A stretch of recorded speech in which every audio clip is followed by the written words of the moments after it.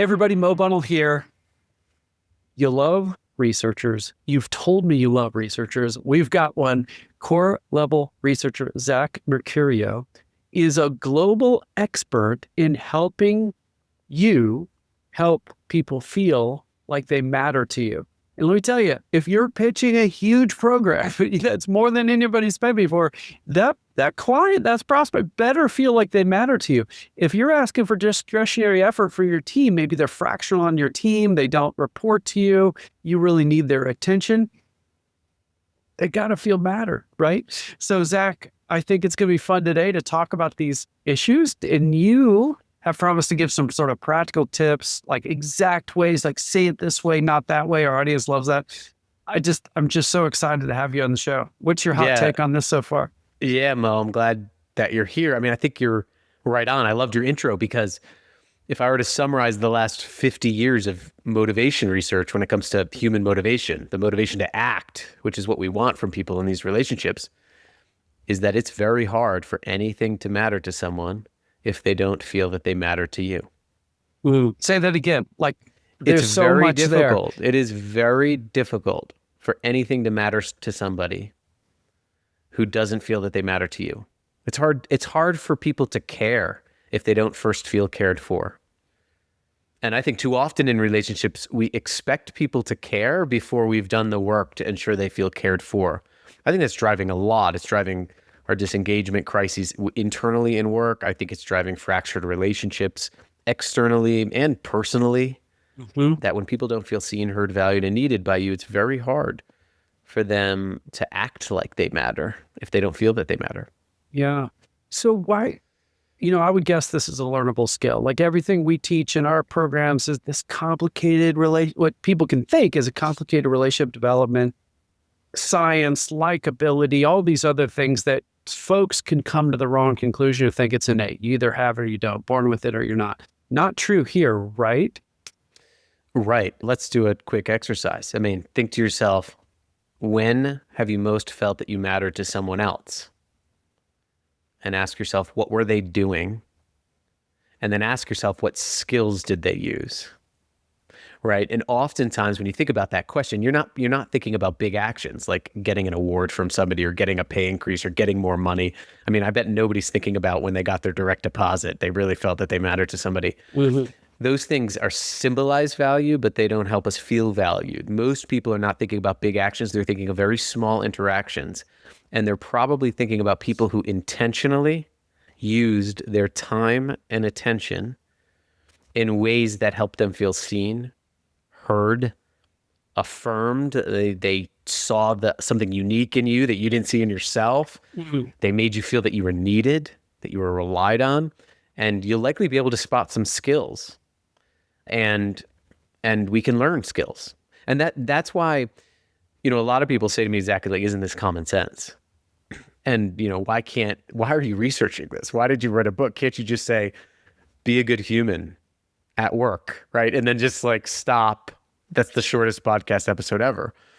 But the problem is that common sense is usually not common practice. We've called these things soft for the last 50 years. I think there was a military psychologist that was studying high-performing Army teams, and he couldn't categorize the skills that set the high-performing Army teams apart because there were things like making sure people feel heard, making sure people feel connected to a bigger purpose. And so he called them soft because they weren't tactical or operational. And ever since, we've called these things soft, and when our brains see something as soft or simple, we're susceptible to approach it with less rigor, we're susceptible to an overconfidence bias, and we think we're better at it than we are. And that's one of the reasons why you see, we've been seeing over the past few years, more people than ever reporting they feel invisible in their relationships, that no one really knows them well. I mean, Gallup found that 40% of people, just 40%, strongly agree someone cares for them as a person at work. 30% of people say someone invests in their unique potential. 47% of Americans say they feel forgotten. I mean, we're really facing, what I've termed a mattering deficit. And it's a result of not using these skills, not honing these skills, and leaving them up to chance. But intuition, like just being a good person, doesn't scale very well. Habits and skills scale. Right. Well, and being a good person's one thing, but have you communicated in the right way? I mean, it's one of the things that I liked about the book is you give very precise phrases, say it exactly this way. And Mm. that's what we're going to dig into later. Not to tip our hand a little bit, but I think one of the things that we get a lot of good feedback on the show is about like you give me something I can put into practice right away today. And I know you're going to get into that as we go on. But let's really pin down the why before we get into some of that. Do it this way and how to show people that you're noticing, to see them, to hear them, to show them they're significant, that they're needed, things like that. I'm still interested in the why because if you drop yourself into an audience member, it's somebody that is in the expertise driven business. They've probably spent 10, 20, 30, 40 years. Literally, we had people in class the other day that said, yeah, I've spent 70, 80, 90,000 hours honing my skill, my expertise. But for a client to purchase their expertise, just the fact that they know a lot of stuff, they've seen this movie before, that they have great credentials, man, that's not enough because a lot of people are a bit commoditized. There's other people who look the same as they do, or they have they have bright and shiny client logos and they've done this kind of program or project before, things like that. But if one expert, let's say that's equal to another, shows the client that they matter to, they've got a competitive advantage. I mean, wouldn't you say? Yeah. So all human behavior is either a signal of an unmet need or a met need. So the behavior of, for example, purchasing, the behavior of committing is usually a signal of a met need. Now, the fundamental human need for human behavior to occur is we have to have the need to matter met. It starts very early on. In the book, I talk about when I first realized this, when I became a dad for the first time.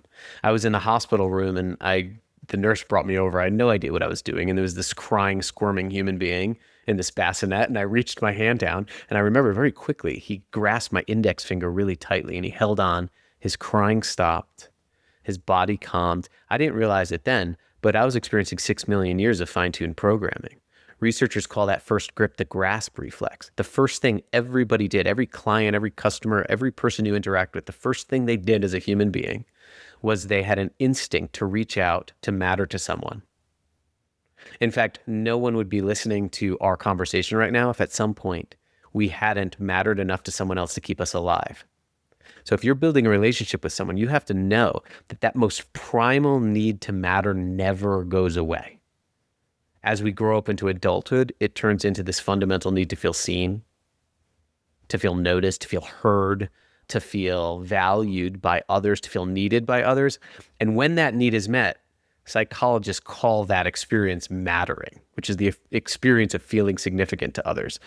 So if behavior is a manifestation or a symbol of a met need or an unmet need, the behaviors that follow when someone feels that they matter, when someone feels that they matter, they act like they matter. I mean, think about this. You probably wouldn't have done much of anything today. You wouldn't have gotten up, had a drink of water, listened to this podcast if you didn't believe at some small level that your life was worthy of your unrelenting energy. So we have to believe that we matter to act like we matter. And so when it comes to facilitating trust, when it comes to facilitating loyalty, when it comes to getting people to commit to us and what we're doing, they first have to have that most primal need to matter met. Yeah. And I'll go even a step farther down the road. I think, we'll get your reaction. I think a lot of our audience members are working with the most elite, largest global professional service firm and service-based companies in the world. Big, shiny brand names, the deepest expertise, the biggest teams, all that. But I would guess that if I'm a client, if I'm going to hire somebody at a really big organization, the default can be, yeah, they've really got all the resources, but also I'm not going to matter in this big machine. Whereas if somebody was a single shingle at a real boutique place, the default would be, wow, they probably don't have the big resources that a large global firm has, but man, I'm really going to matter. So this is totally anecdotal, I don't have any research or study behind this, but I would guess that if I'm buying something big, generally speaking, the bigger it is, meaning the bigger the organization I've got to go to, meaning the more bias I'm going to be fearful of I don't matter, and the more it is on the professional to show that I do. And it's I would guess that's a real big differentiator. What's your just hot take on that? Yeah, that's a great point. And one of the things, we go back to that question of when you most felt that you mattered to someone. Again, it happens in small interactions. So even if you're a big company and you're out there working with somebody, they're going to, the culture of your company is your interaction, your next interaction. I mean, that's why your next great act is in your next interaction. And that experience is so important. Mattering is different from things like feeling like you belong or feeling like you're included. Feeling like you belong is feeling accepted and connected to a group, right? A lot of people, try to achieve that. Feeling included is like someone takes an active role in that group. But feeling like you matter is feeling significant to individuals. It's interpersonally driven. And that's why if you have like the shiny symbols of value, they cannot replace someone feeling valued in an interaction. Yeah. So you can have all the best values, the mission statement, all of the best branding in the world, but someone's experience is what they experience in their next interaction with you. Yeah. And so and you also don't want to create dissonance, because one of the most psychologically devastating things for a human being is to be led to believe one thing and having their immediate environment refute it. So if someone believes based on your materials that you're all about this and you have this big purpose and you're going to help them achieve their wildest dreams, and then they come in and they feel talked over by you, unheard by you, they feel that you don't really see them as a full person, then two things are going to happen. Two things happen when we feel insignificant. We withdraw. So we stay silent, we withhold, we leave a relationship. We ghost. Ghosting is usually a sign of feeling insignificant in some way, that my efforts don't matter. It's learned helplessness. Or we act out in desperation. We complain, we blame, we tell other people about how terrible the experience was, we gossip. And so those two things happen when we feel insignificant. So those interactions, those small moments of mattering are very, very important to create. Yeah, huge. And we'll land the plane here on this first topic, the why this is important with this idea. And that is that with our audience, a lot of what somebody is buying is not a product. That can definitely happen. But a lot of what they're buying is the human being themselves, either how they're going to deliver the product, or if it's professional services, they're literally buying the person. The person is the product. So this idea of do I matter to the actual person that's going to be helping me through this big, huge transformation or contracting or whatever they're hiring them to do. The sale of my company, if I'm an investment bank or hiring an investment banker, like anybody in professional services, they are the product. So showing to the prospect of a client that mattering is really important. This is a game changer. Yeah, I mean, if you want to really get the best data you can out of a potential client or internally or in any relationship, I'll leave you with this question. Ask them, when you feel that you matter to me, what am I doing? I like that. Say that again. Or when you feel that you matter to me, what am I doing? I mean, internally, you can ask that, write it down for the people you internally connect with. For externally, if you're relating to someone, if we're in this relationship, we're engaging, and I make you feel that you matter, what would I be doing? What would we be doing as an organization? And write those things down. And those are your guideposts for that relationship. And I like both versions. I like the past version and the future version. So if you're out there and you're working, if somebody in our audience is trying to win work, asking what that looks like, or hey, when you work with other service providers, what do they do specifically that makes you feel important, that you matter to them? These are just great. Think about this. This This is a big differentiating question. I mean, think about that. How many times have you been asked, hey, if we were to make you feel that you matter to us, because you do matter to us, but I know the expression of it is what's important. If we're making you feel that you matter to us, what are we doing? Yeah. And I'm serious. I want to write that down. And we're going to take that as what's going to guide our interactions moving forward. You're speaking to a human need that many people haven't even consciously thought about. But once you bring that up, one of the things that's happened with our book is people have messaged me and been like, oh my gosh, this names something that I've either experienced or not experienced. I felt like I belonged in a relationship. I felt included in a relationship. I've been in a room with a lot of people, but I don't really feel seen by them or known by them, or Like I could just be anybody. They don't know my unique strengths, my unique gifts, my unique perspectives on the world, on the work. And so this gets at something very primal and often hidden, but I think it can be a massive differentiator. No, no doubt. No doubt. Let's keep going in there. Like most of our examples should be external because that's why people dial into the show. But I think every once in a while, let's bring in some internal examples too. Okay, let's talk about the how. So you break it down into noticing, affirming, and needing. 3 steps. How do I notice people? How can I affirm? And how can I share we need them? So tell us about noticing. I think you've got 2 versions of this, but just guide us through what it is. And I love these super practical things you're dropping, like ask this question, say it that way, keep going with that. So let's start with noticing. Sure. So noticing is paying attention to the details, ebbs and flows of someone's life and work and offering an action to show them you remembered them and that you're hearing them. There's 2 parts to noticing, and it's feeling seen, making sure we're seeing people and making sure people feel heard. I will say this before I go further.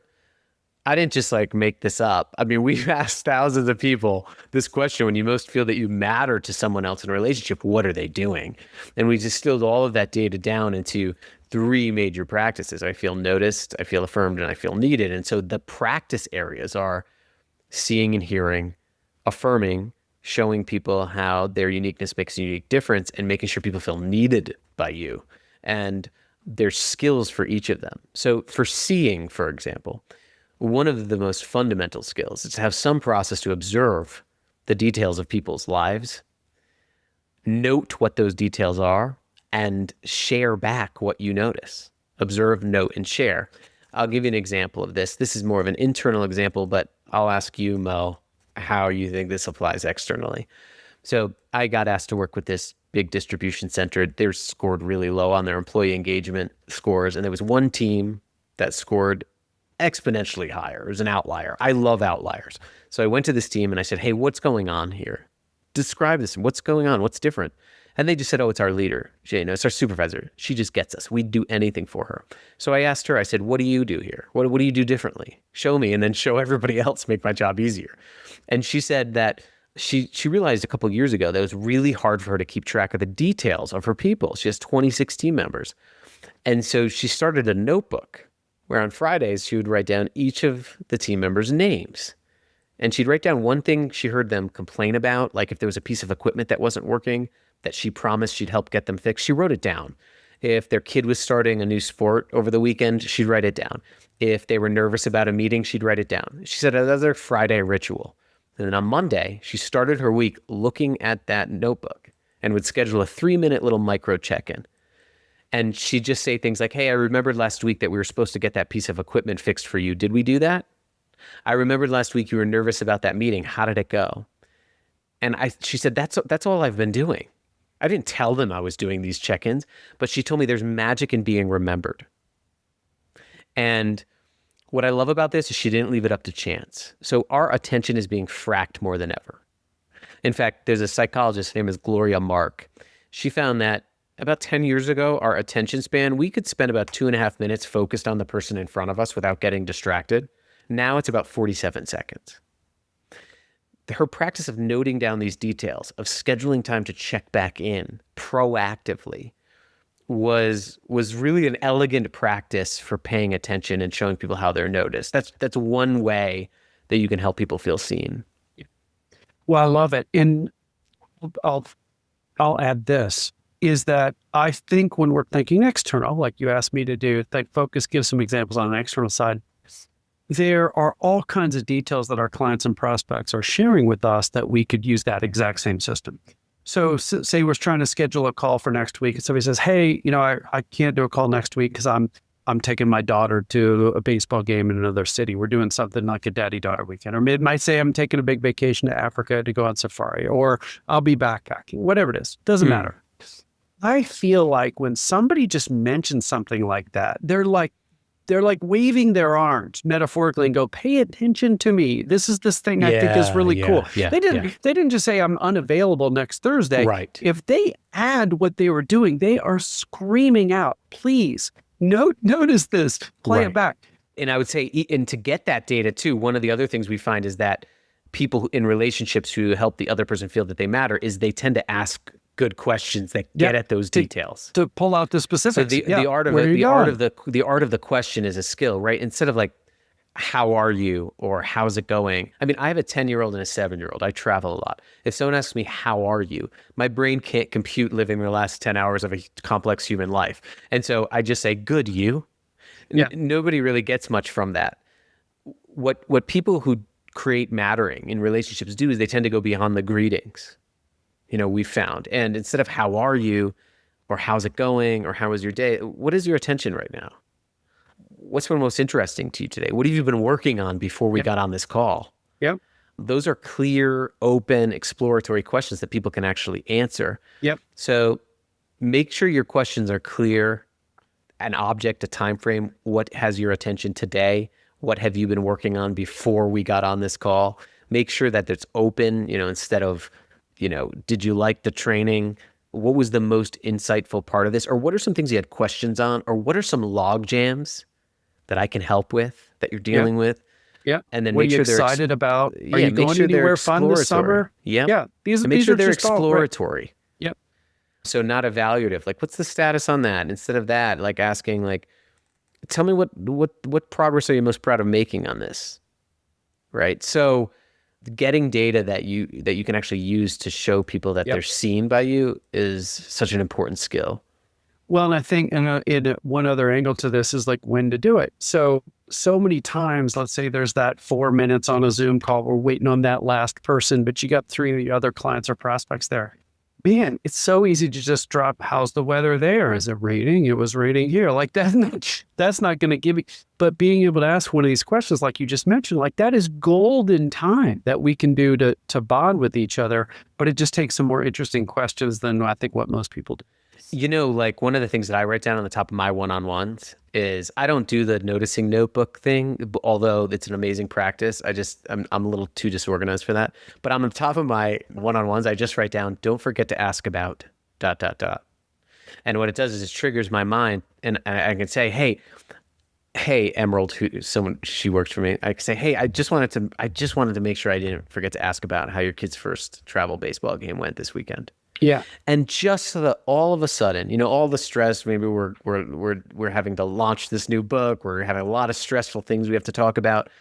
Everything just relaxes for a moment. But that relaxation you see when someone feels remembered by you is just like that grip of my newborn kid having someone care for me. He instantly calmed. It's having that primal need to matter met.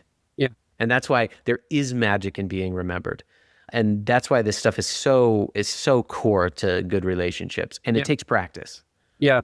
So I do want to come back to the notebook idea. We were leading a class with it was actually a bunch of actuaries, a former actuary. So I was with my people, Zach. It was like all the punchlines to all my jokes were like Monte Carlo simulation or Seven. It was great. It was so fun. But we were talking about this idea of like paying attention and asking asking questions that get specifics and offer specifics if you're offering something. We're trying to stumble into commonality. It was the topic. So it's standing right next to what we're talking about here. And one person just raised his hand. He said, hey, I'm a little uncomfortable like taking notes on this stuff. It feels like I'm being a creepy stalker or something. But my response was like, well, you don't have to do it. You can just try to, don't feel like that's mandatory. But I will say that your brain can only handle so much information. And, if you've got 12 or 120 clients, pretty soon you're not going to be able to remember these specifics. So even if you just had a Microsoft OneNote with people's names in alphabetical order and just add one thing, each interaction, start to build a little database. It could be that simple. It doesn't have to be in a CRM or anything. It can be private. It can be just a little thing you noticed. And just by doing that, you're just going to remember so many more of these details that you can bring up later. Just what's your take on this? Yeah, I mean, I think when we study leaders who do this well, they don't leave it up to chance. Ooh. They all have a system or a tool or something. One of my favorite stories is Shackleton's journey on the Endurance in Hmm. 1915. He set out to explore the Antarctic. The ship got stuck in a block of sea ice. It was For a like year or almost whatever, right? sure death, a year. But one of the things he started doing was the first thing he did, some of the crew members' diary says he went around with this diary. He would ask them when their birthdays were, and he would write it down. And he would bring out stores of food to like have birthday parties out on the ice. He would also ask them two questions. What are you worried about? And what would you do if you were me? And he would write them down in this diary. But he had this tool, he had this big diary of things, and he would remember the smallest Mm. details, like who they missed from back home. And I remember there was a crew member's diary when they were all saved, no one lost their life. They said we would have followed him anywhere. We would have done anything for him because he made us feel significant. He saw us. And then they wrote, that was the best 10 months of my life. Right. I had a special forces officer who we were doing some training with the military, and he came up to me after and he said, Zach, this gives some language to what we know about high performing teams. He says, a lot of people think the key ingredient of like lethality behind enemy lines is toughness, but it's not. He goes, I teach my people love. Right? Because no one is going to sacrifice for me if I don't know their kids' names. No one is going to support me if I don't support them. No one, again, nothing's going to matter to someone if they don't feel that they matter to me. So we have to have some tool. Yeah, there you go. And if we're talking about, I've got two girls. I even track the details of the things they like. Like I want to know the Pinot Grigio that Josie likes or Yeah. whatever. And like I wouldn't remember that, but I've documented it. And I just Mm. think when we think about, I mean, those are our most loved people, our family members. I got a wife and two daughters, and I can't even remember all the stuff that's important to them. How in the world Mm. could I remember, we trained 60,000 people. How could I remember all the details of decision makers at all these organizations? So it's worth, we can move on, but I just think Yeah. it's worth at least considering having a really simple system to track some of the details we're noticing, at least for our top 10 clients. I Yeah. mean, just that. We don't I'm gonna need add. to, yeah. I'm gonna add one thing, and this is also about making sure that these connections you have with people aren't always transactional. So, Yes. people who feel like transactions act like transactions. They try to move it along, right? So, for example, again, my 10-year-old likes watching his tablet. He has a specific amount of screen time per day. But here's how my interactions, before I started really digging into this mattering concept, here's how our interactions went. His timer went off, and I'd say, okay, tablet off. And then he'd grumble about it, complain about it, transaction. I remember I was reading the importance of like being with people and seeking understanding and asking these good questions and gathering data to see people. And I was like, I'm going to try something. So it was time for his tablet to shut off. And instead of going and saying, shut this off, right, transactional, I went down and I sat with him and I said, hey, what are you watching? And then he was a little bit surprised, right, startled to be seen. And then I said, he started telling me, I said, what do you like about it? He starts telling me about it. I said, what do you like about the characters? And what do you think happened? Well, the tablet slowly started shutting off and we started talking. And demonstrating real curiosity, coming alongside with people, coming to deeply understand, ask really good questions, seek to get data about people. It disarms people in that way where someone feels understood. And there's nothing more frustrating than being misunderstood in any relationship. Yeah. So good. Love that story, Zach. So that's the scene. What about the herd? Is this Yeah, similar? so Is it? Yeah. so when we ask these questions, we actually have to help people feel heard. Now, in a lot of relationship training, we've focused on active listening, things like make eye contact, say nod your head.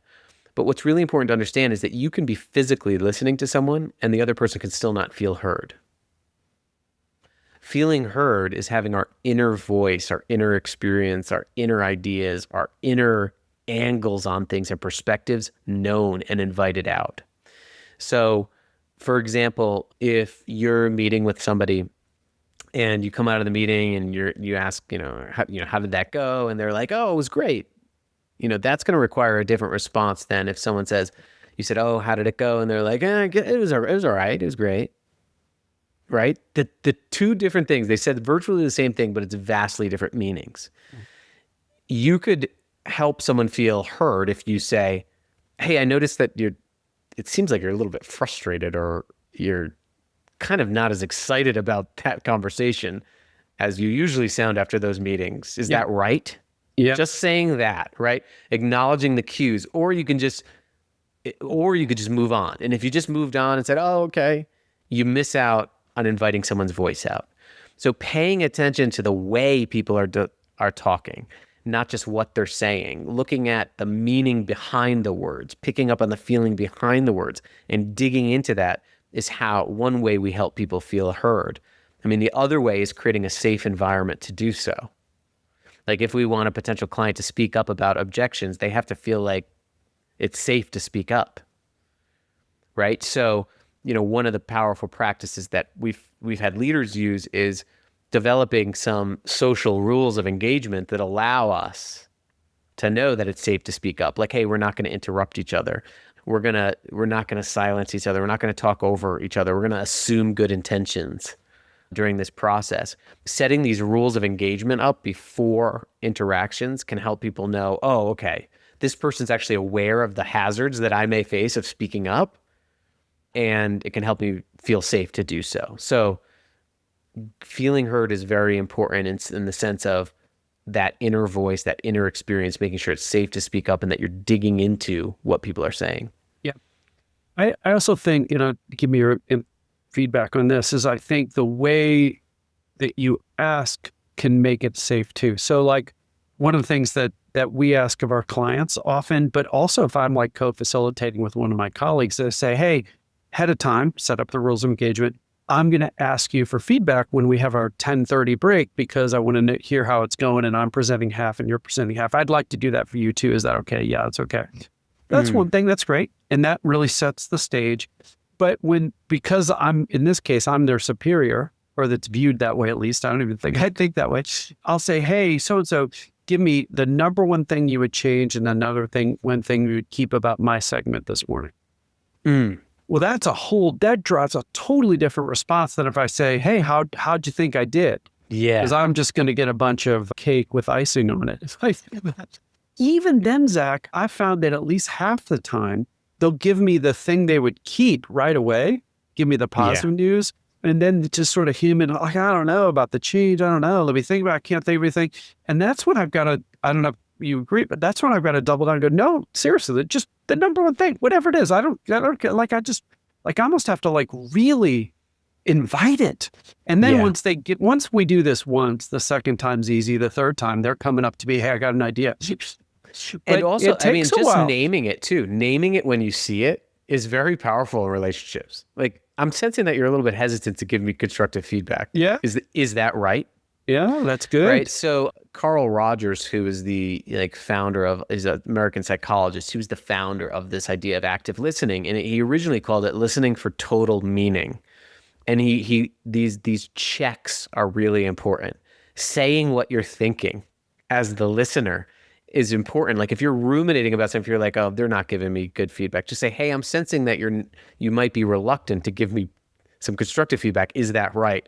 And oftentimes the moment you do that, you'll start getting the constructive feedback, right? Yeah. Because, people are at ease. The other thing that works really well, if you have someone you're struggling to get anything out of them, is to put some numbers to it. The human brain responds really well to objective ratings. So one of the things I like is after a presentation, scale of 1 to 10, how did I do? Very rarely will a human being say 10, they'll often say 8. And then I'll say, oh, what could I do to get to a 10? This is a great technique if you're trying to get someone to change some behavior. On a scale of 1 to 10, how willing are you to change? 7. And then you can say, okay, well, what could I do to help you get to a 10? And then it just invites out, it just objectifies it, puts it outside of the person. Mm-hmm. It helps put everybody a little bit at ease. Like, hey, we're on the same page here. We're working on the same thing. And those things can go a long way. I love it. This is totally random, but I'm finding that in my iterative prompts with AI, numbers really matter.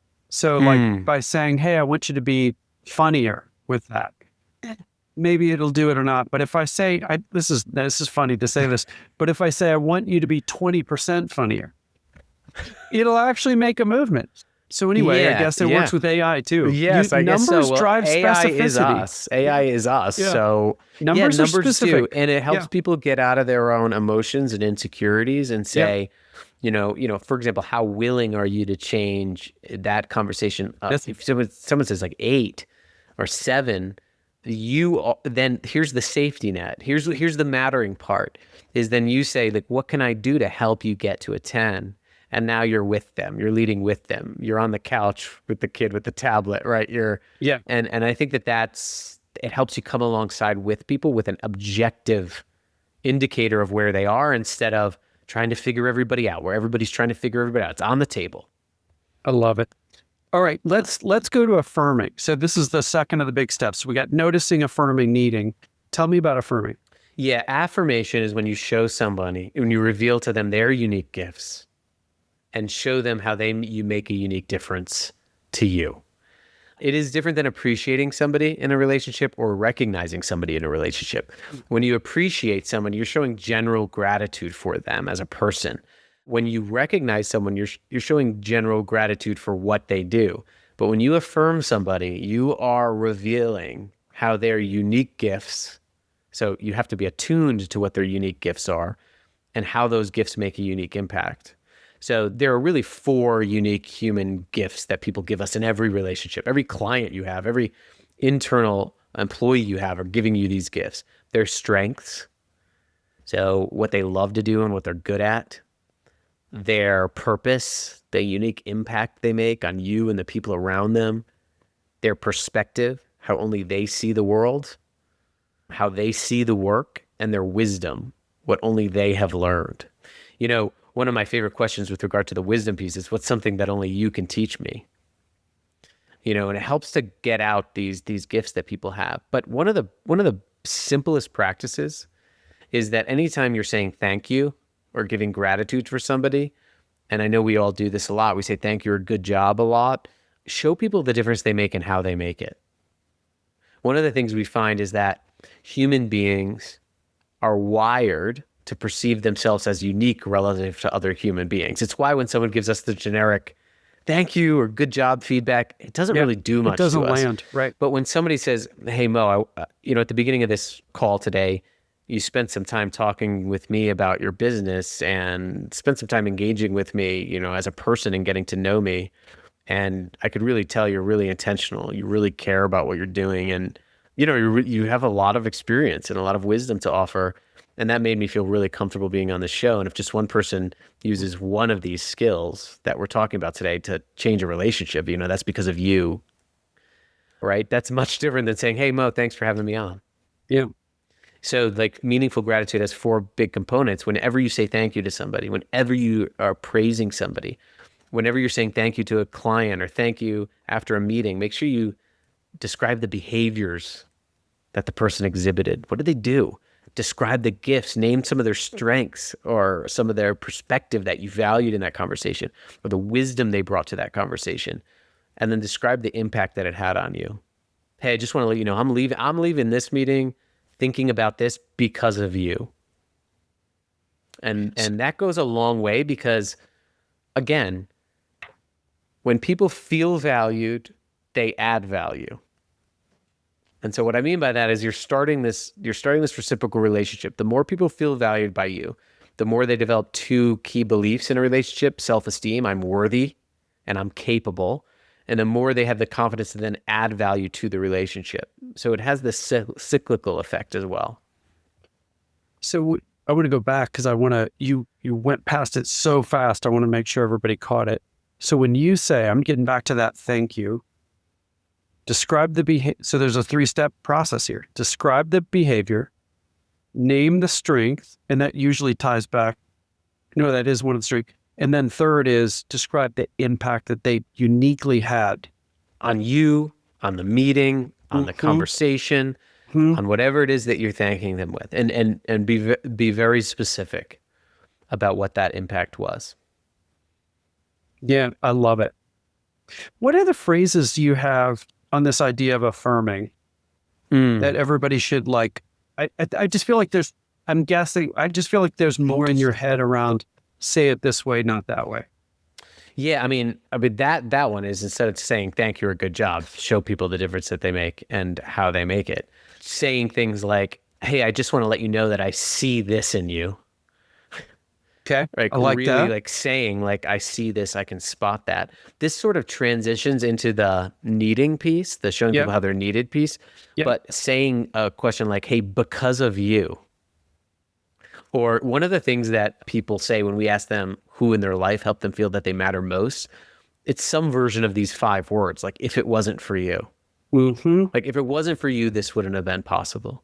If it wasn't for you, this relationship wouldn't be moving forward in this way. Those things can go a long way. Another, if you're giving critique to somebody, so this often comes across, people will listen or read about some of my work and they'll say, well, what about when things aren't going right? Well, But what about when we need to give some difficult feedback or have a difficult conversation? How do I make people feel that they matter in that realm? And I always say, you make people feel that they matter so that you can have that difficult conversation. Because again, it builds the relational groundwork you need.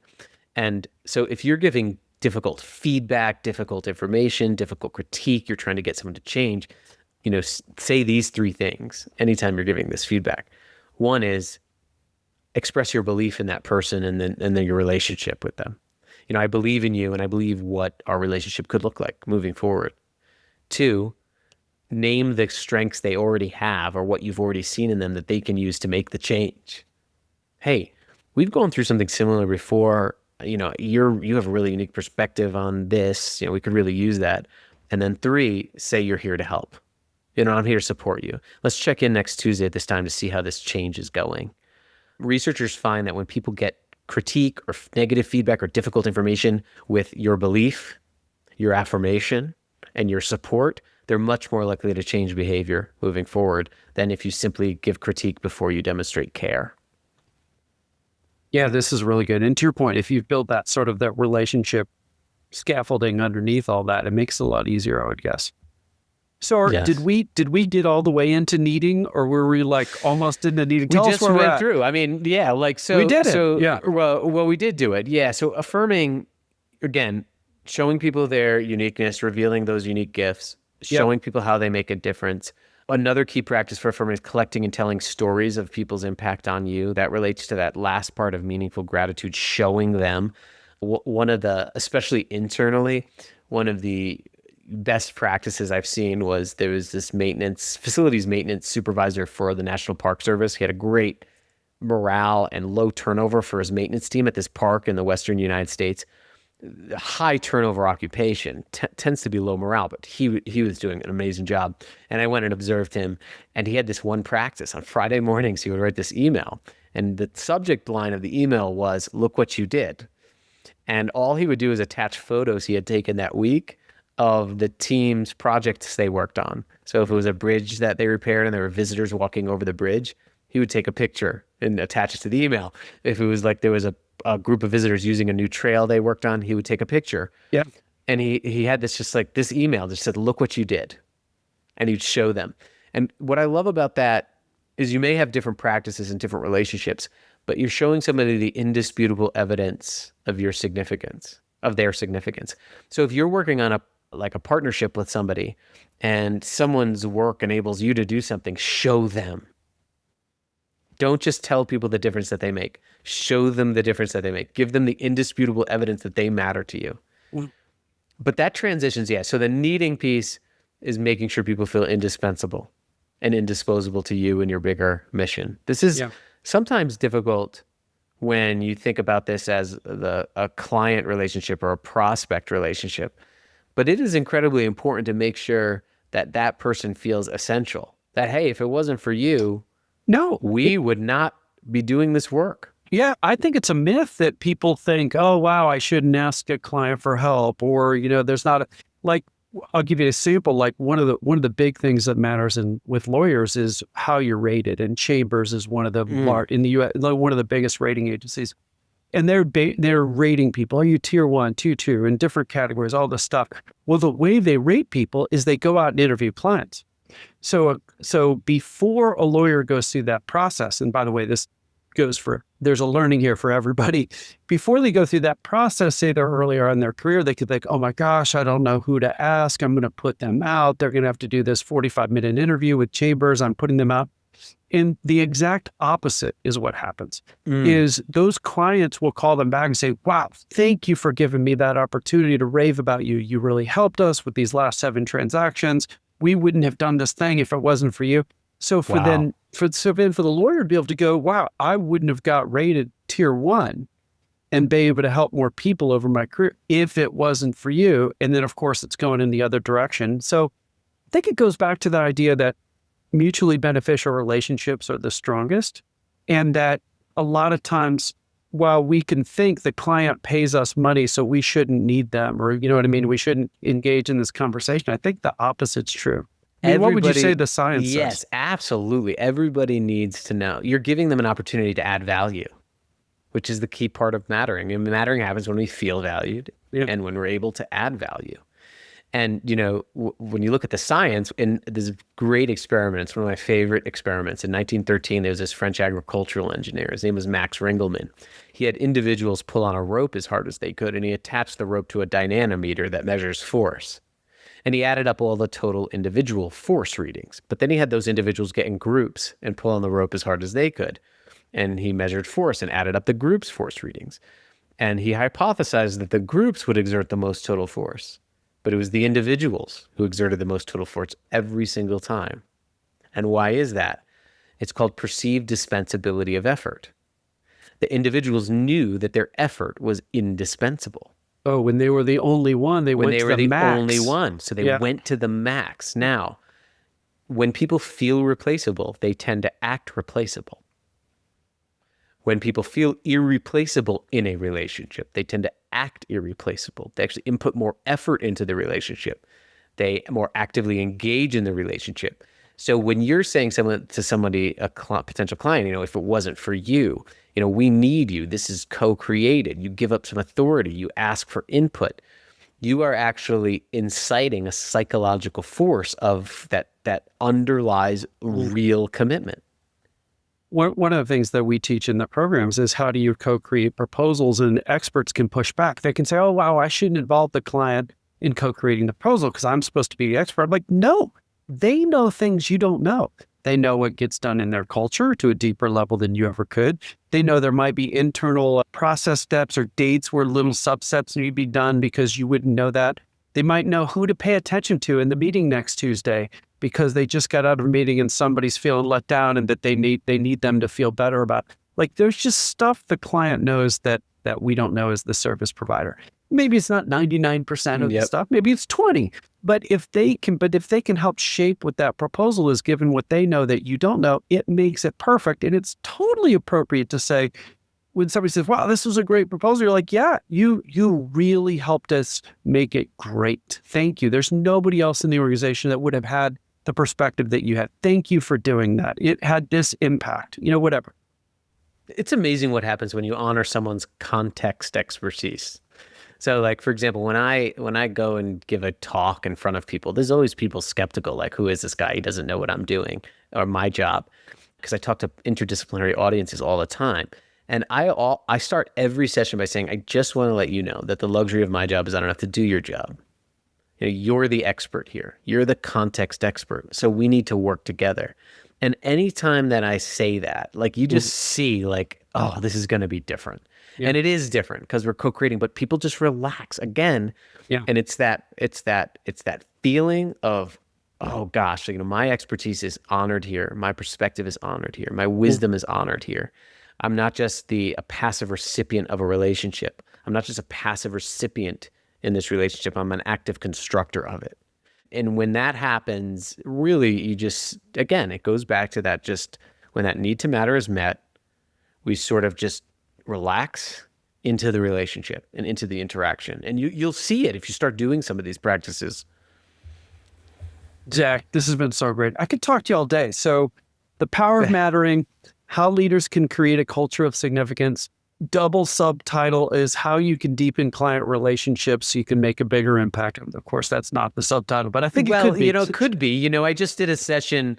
I just did a session for external like customer experiences, and I just subtitled it "The Power of Mattering: The Key to Meaningful Relationships." Yeah, there you go. Because you can apply. I mean, I've had people say that they've applied it as a parent. You can apply this to any human relationship. Yeah, Noticing, affirming, and showing people how they're needed. And it helps you create an ethos too. When you can name these things, like, do we make sure that every one of our clients, prospects feels noticed, affirmed, and needed? And how do we do that? It gives you a benchmark. And it's just, I've found, again, I research what I need to hear the most. So even after these conversations, I think of all of the things that I want to change about my interactions today. Yeah. But it gives you a benchmark. You're aspiring for the right thing because you're aspiring to meet a human need in your next interaction. Yeah, Zach, this is it's been great. I love that as the close. Hey, obviously people should buy the book, The Power of Mattering, Zach Mercurio, but I think you have some other resources. Like you have a clone on your website. Should people go to that? Where should they go? What's the best place? Yeah, so we have a self-assessment actually on the noticing, affirming, and needing practices. You can see where you're at, and it applies to any relationship. Just go to thepowerofmattering.com.